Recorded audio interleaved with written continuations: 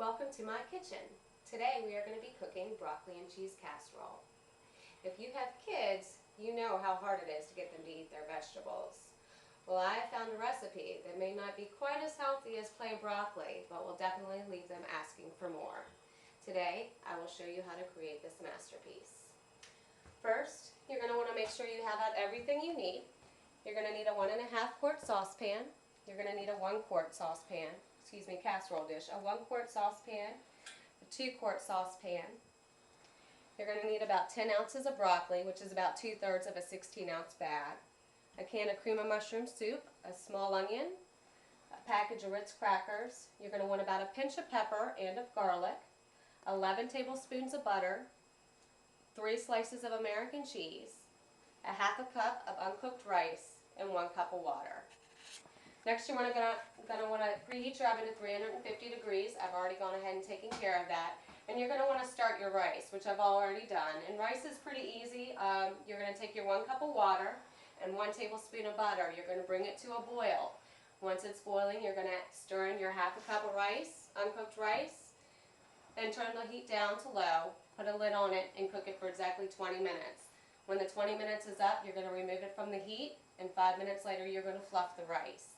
So while our rice is cooking, we're going to go ahead and chop up our onion, which I again have already done to save time, and put it with 4 tablespoons of butter. You're going to saute it on low heat. And you're going to want these onions to be softened, but not quite browned.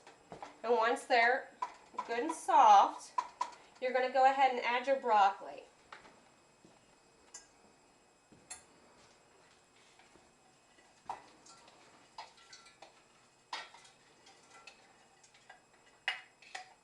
Now you're going to turn the heat up to medium, and you're going to let your broccoli cook, stirring every now and again, for about 8 to 10 minutes until it's pretty well cooked. Once your broccoli is good and cooked, you're going to want to go ahead and add your cream of mushroom soup. You're going to add the whole can to it, just the can, no water. Okay. You're going to go ahead and add your pepper. To be honest, I'm not going to measure a pinch. I cook enough that I know what a pinch looks like. But if you don't, a pinch is just a little bit with your finger. Your garlic.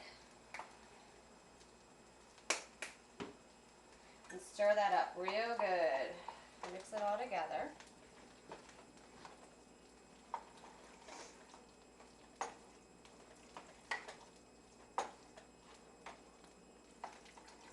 Okay, and then you're going to add your 3 pieces of cheese. To make it blend faster, you can go ahead and break up the cheese into quarters. Just helps it to blend a little bit quicker.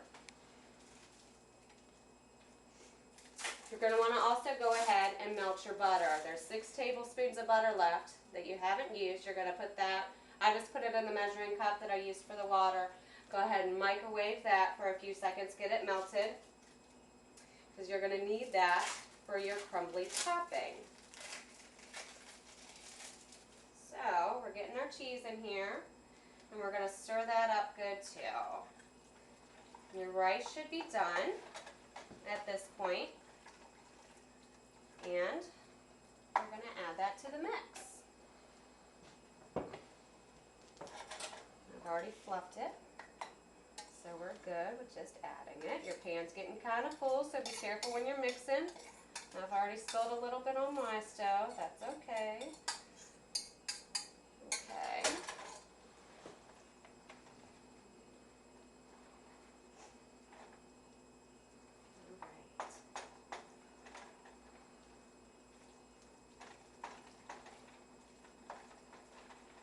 We'll let this sit for a second, let the cheese melt a little bit more, and then you're going to want to butter your casserole dish. And what I like to do, all that butter that we used, I like to save one of the wrappers from the butter. And I just take that wrapper, because it always has a little bit of butter on it, and rub it around my casserole dish. And that is the easy way of buttering the casserole dish.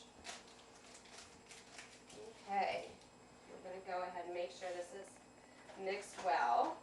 And then once it's mixed well, we can go ahead and pour it into our casserole dish.